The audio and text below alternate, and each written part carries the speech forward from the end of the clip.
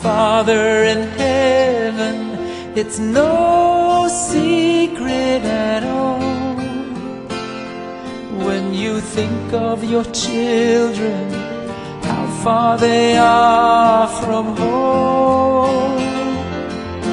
Two tender tears fall from your eyes, and your cries shake the world. Cannot bear to see you this way.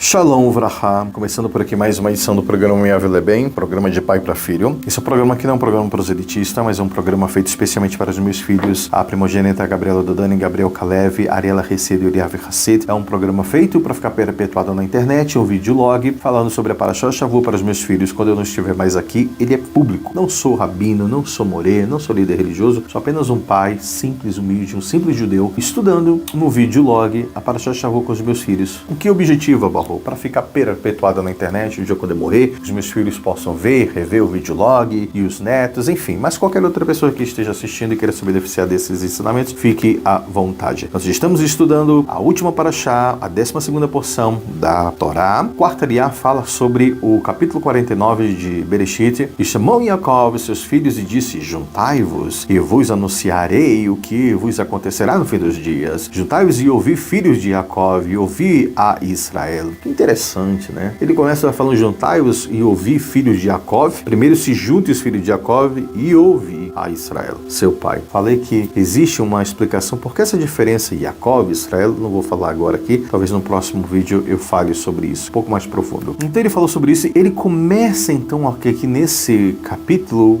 liberar as brachot, as bênçãos dos filhos. E nesse momento que ele está liberando as brachot, o que ele faz? Ele também começa a revelar o futuro do que vai acontecer também. E só para dar logo uma adiantada, diz que ele queria revelar o fim dos dias, o que iria acontecer quando o Mashiach chegar. E quando ele falou que ia falar de Mashiach, Hashem tirou. Então, Shekhinah, filho de profecia dele, saiu porque não era para falar quando o Mashiach iria chegar. Mas vamos embora lá. Ele começa no Perek, ele diz: e Ruben, tu és o meu primogênito, minha força, o princípio da minha potência, proeminente em dignidade, proeminente em poder, tu és. Ou seja, ele tinha poder, ele tinha dignidade, a kavod. Como você se apressou com mais águas, não terás esta vantagem mais. Ou seja, ele perdeu tudo isso, porque subistes à cama de teu pai e então profanastes o seu leito. Presta bem atenção, algumas outras religiões, eu sei disso, eu já estudei muito, dizem que nesse momento, até filmes, novelas no Brasil, dizem que o Reuven, ele se deitou, ele casou com a concubina do pai. Isso nunca existiu. Isso é um pecado gravíssimo, é uma lashon hará, você dizer que o Ruben casou com a mulher do pai dele. É adultério. Isso não pode acontecer. E não foi isso que eu não, porque ele subiu, ele deitou, ele ficou com a mulher. Não, eu já vi uma novela no Brasil que aparece o Ruben se beijando com a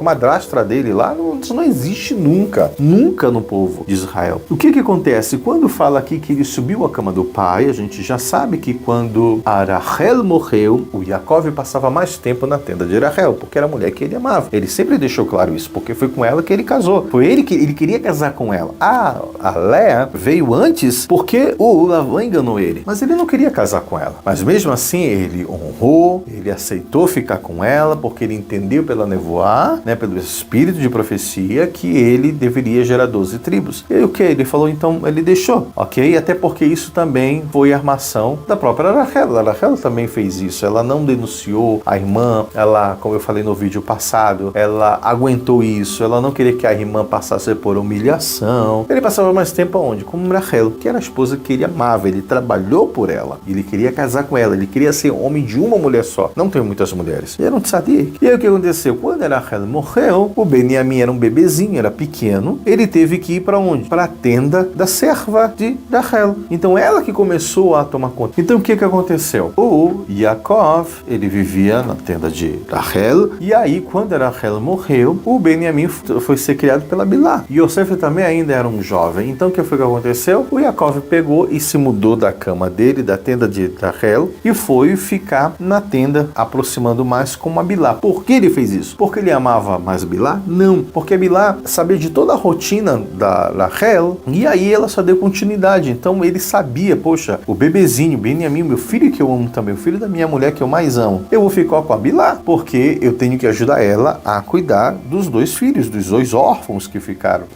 Yosef e Benjamim. Só que aí, o que aconteceu? O Reuven pensou diferente. Ele achou que ele estava fazendo uma mitzvah. Ele falou, não, eu vou pegar a cama do meu pai, que ele colocou lá na tenda de Bilá, e vou levar para a tenda da minha mãe, da Leia. Porque Rachel, Leia, Bilá, Zilpá. Então ele falou, não, eu vou levar. Ele vai ficar com a minha mãe agora. E aí, não foi isso que o Yaakov fez. Quando ele botou a cama dele na Leia, ele vai dormir com a minha mãe, porque a minha mãe, no nível de hierarquia, ela é a segunda mais importante depois de Rachel. Agora ele foi dormir na tenda da Bilá? Não, ele vai dormir na cama da minha mãe, não, vai ficar morando com a gente. E aí o que aconteceu? Como ele fez isso, foi isso que foi profanar. Por quê? Porque a Shekhinah, a presença divina, ela paira na cabeceira da cama. E aí ele removeu. Eu me lembro quando eu era menor, a minha avó, Dona Odete, de bendita memória, e a minha mãe também, a Odete, dizia que na cama de papai e mamãe ninguém senta. Era um costume antigo. Eu não sei, lá em Belém do Pará, as pessoas diziam, nunca deite, nunca sente na cama de um casal. Não entre no quarto de papai e mamãe. Era proibido entrar, porque era algo muito respeitoso, muito sagrado. Se nessa época, nos anos 80, já existia esse costume, imagina na época de Abraham Avinu, de Yaakov. Ele mexeu na cama do pai dele, então ele profanou ali a Shekhinah, a presença divina que estava aqui do chá que tinha ali. Então, por causa disso, não teve nada que ele foi dormir, que ele ficou com a mulher do pai dele, não existe isso, nunca. É dessa maneira. Então, como ele se apressou em fazer isso, a Yaakov vem dando um puxão de orelha do Reuven. Mas antes de tudo isso, eu vou ler, depois eu vou explicar um pouquinho mais. Como você se apressou com mais águas que correm impetuosamente, ele era impetuoso, você não terá mais essas vantagens que você tinha, que ele tinha o direito da primogenitura, ele tinha o direito do sacerdócio, que Coanim poderia vir dele, e do reinado também. Ele perdeu tudo isso, deixou de ser primogênito, Yosef ficou no lugar dele, ele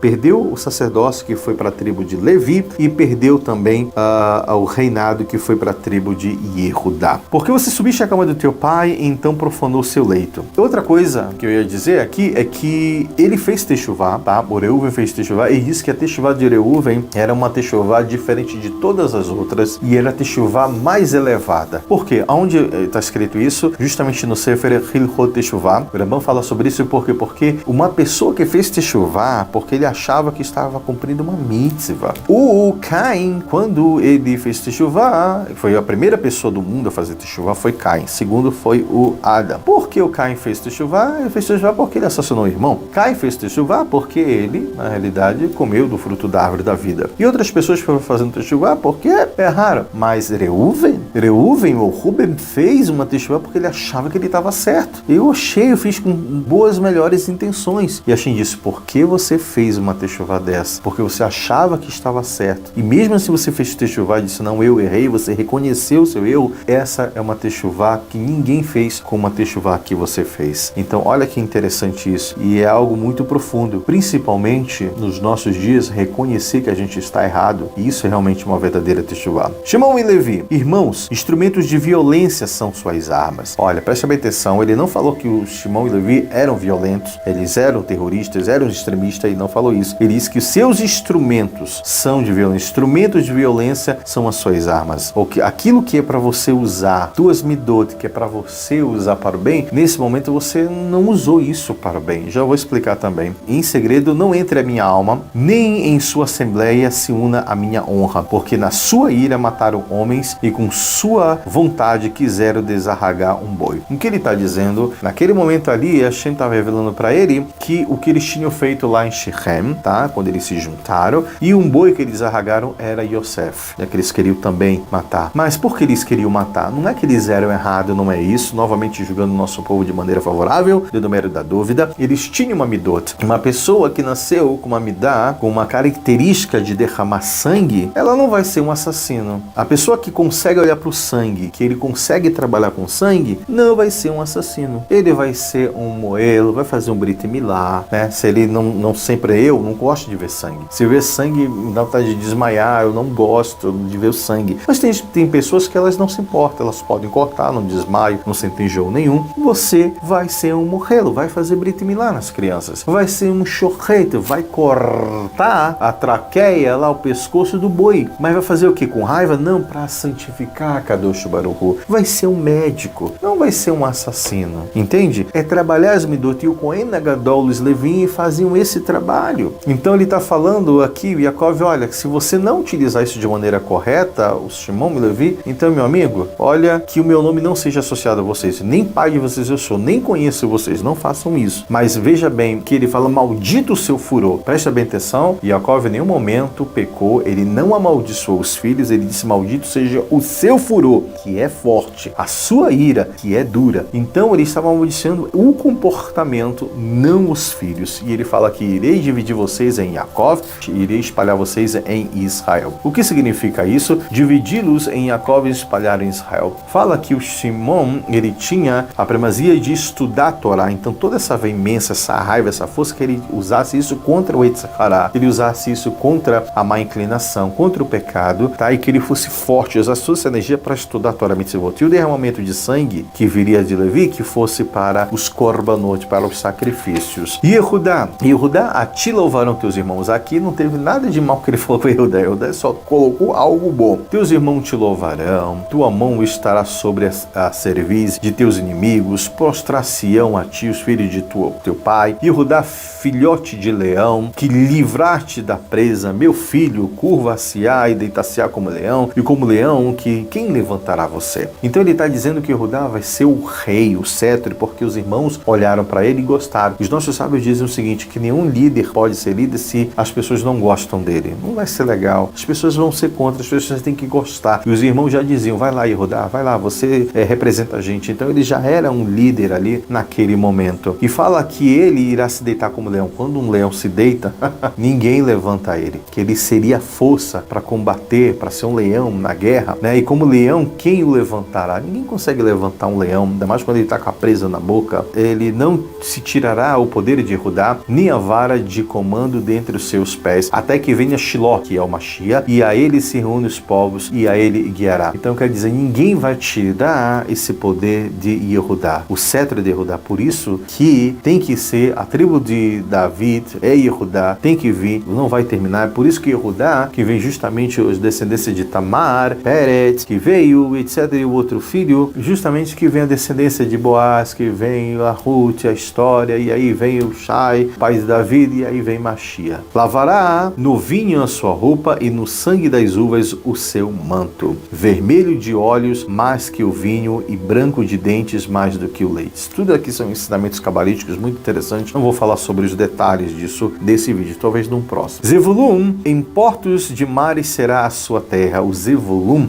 ele será os viajantes. Diz que eles viajaram com os fenícios. Foram até o Brasil lá pegar ouro, madeira, viajaram o mundo inteiro e encontrar-se-á em portos de navios e o seu término perto de Sidom. Diz que o Zevulun e Sahar, né, o Sahar era mais velho, o Zevulun não era, mas eles tinham essa parceria. O Zevulun trabalhava, ia para o mar, ganhava muito dinheiro e no mérito desse dinheiro sustentava o irmão Sahar, que ele é comparado ao burro, o surdo deitado entre as fronteiras, né, e viu que o descanso era bom e a terra deleitosa e sujeitou o seu ombro à carga servindo como tributo. O que significa isso? Ele iria viver para a Torá completamente e ele viu que era bom estudar a Torá, mas existe um peso muito grande, né, para você estudar o dia inteiro. E no mérito do estudo dele, Sahar, o Zevulun também participava desse mérito, fizeram uma parceria. Dan julgará o seu povo como uma das tribos de Israel. Será Dan serpente sobre o caminho e víbora na estrada, na vereda, que morde os calcanhares do cavalo e faz cair o cavaleiro para trás, e a sua salvação espere por Deus. Por que fala que eu espero a sua salvação por Deus? Porque quem veio da tribo de Dan? Shimshon, o Sansão. E ele viu o Yaakov através dessa profecia que o Sansão iria acontecer tudo aquilo com ele, que os olhos iriam ser vazados. Ele pediu a salvação, Deus dá a salvação por ele. E foi através dessa súplica de Yaakov que o Sansão pediu a Kadosh Baruch Hu, a última vez me dá poder, e ele teve o poder então e conseguiu matar muitos dos filisteus ali que estavam lá. Uma outra coisa interessante, os nossos sábios dizem que o dama é como a cobra. obra, ele é muito um guerreiro muito bom, tá? Que ele sabe como espreitar o inimigo, e ele está, se não me engano, ao norte, por isso que ele faz ali a segurança na fronteira do norte. Muito interessante. Teve um momento que Yaakov perguntou para os irmãos se algum deles queria adorar outros deuses, queria se desviar do judaísmo, e eles todos unânimes disseram: Shema Israel, Hashem Elokeinu, Hashem Echad. Ouve Israel, Hashem é nosso Deus, Hashem